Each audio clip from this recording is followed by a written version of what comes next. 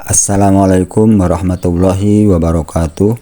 Bapak dan Ibu guru, Bapak dan Ibu kepala sekolah, dan juga Bapak dan Ibu orang tua siswa, semoga selalu ada dalam lindungan Allah Subhanahu wa Ta'ala, diberi kesehatan lahir dan batin. Pada kesempatan ini, mari kita bersama-sama belajar mengenai penerapan disiplin positif melalui 5 posisi kontrol. Setelah menyimak video ini, kita dapat menerapkan disiplin restitusi di posisi manajer minimal pemantau agar dapat menghasilkan murid yang bertanggung jawab, mandiri, dan merdeka. Kemudian dapat menganalisis secara kritis, reflektif, dan terbuka atas penemuan diri yang didapatkan dari mempelajari 5 posisi kontrol. Mengapa kita perlu mengimplementasikan disiplin positif? Mari kita simak pemikiran Diane Goshen. Diane Goshen dalam bukunya Restitution Restructuring School Discipline mengemukakan bahwa guru perlu meninjau kembali penerapan disiplin di dalam ruang-ruang kelas mereka selama ini.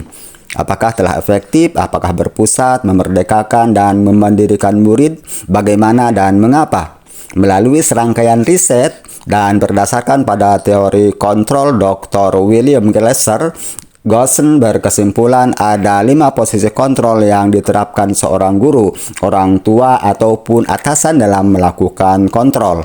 Kelima posisi kontrol tersebut adalah penghukum, pembuat rasa bersalah, teman, pemantau, dan manajer. Inilah 5 posisi kontrol menurut Dr. William Glasser dan Goshen.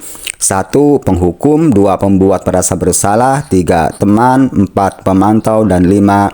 Manajer. Posisi kontrol yang pertama adalah sebagai penghukum. Seorang penghukum bisa menggunakan hukuman fisik maupun verbal. Orang-orang yang menjalankan posisi penghukum senantiasa mengatakan bahwa sekolah memerlukan sistem atau alat yang dapat lebih menekan murid-murid lebih dalam lagi. Posisi kontrol sebagai penghukum biasanya menggunakan nada suara tinggi, bahasa tubuh, mata melotot, dan jari menunjuk-nunjuk, menghardik. Apabila kita berada pada posisi penghukum, ini efek terhadap murid-murid kita, kemungkinan murid akan marah dan mendendam atau bersifat agresif. Posisi kontrol yang kedua yaitu pembuat merasa bersalah. Pada posisi ini biasanya guru akan bersuara lebih lembut.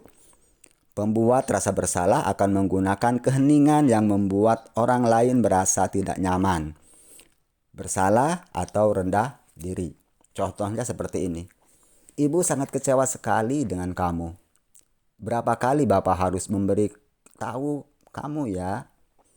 Nah, apabila kita berada pada posisi kontrol sebagai pembuat merasa bersalah, maka apa yang akan berefek kepada peserta didik atau berefek kepada murid?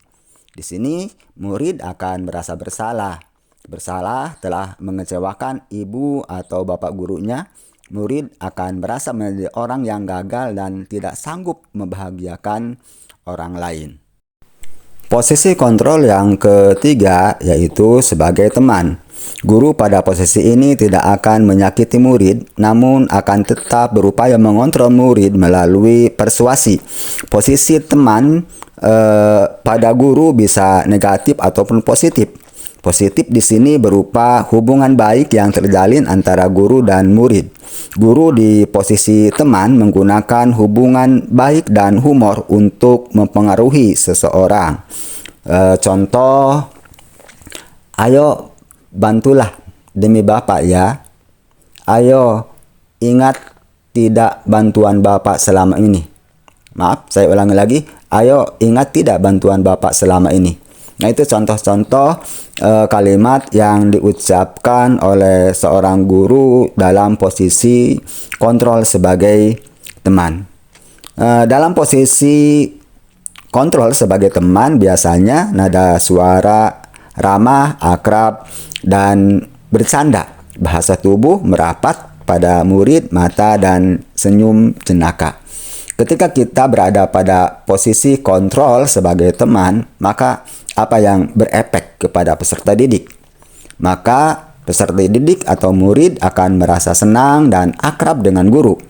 Ini termasuk dampak yang positif. Hanya saja di sisi negatif, murid menjadi tergantung pada guru tersebut. Posisi kontrol yang keempat adalah sebagai pemantau. Pada posisi kontrol sebagai pemantau berarti mengawasi. Pada saat kita mengawasi, kita bertanggung jawab atas perilaku orang-orang yang kita awasi. Posisi pemantau berdasarkan pada peraturan-peraturan dan konsekuensi. Dengan menggunakan sanksi atau konsekuensi, kita dapat memisahkan hubungan pribadi kita dengan murid sebagai seorang yang menjalankan posisi pemantau. Salah satu contoh ketika kita berada pada posisi pemantau ketika melihat peserta didik kita melanggar sebuah aturan. Apa yang telah kamu lakukan? Sanksi atau konsekuensinya apa? Nah, kira-kira contoh seperti itu teguran-teguran yang disampaikan oleh seorang guru ketika berada dalam posisi pemantau.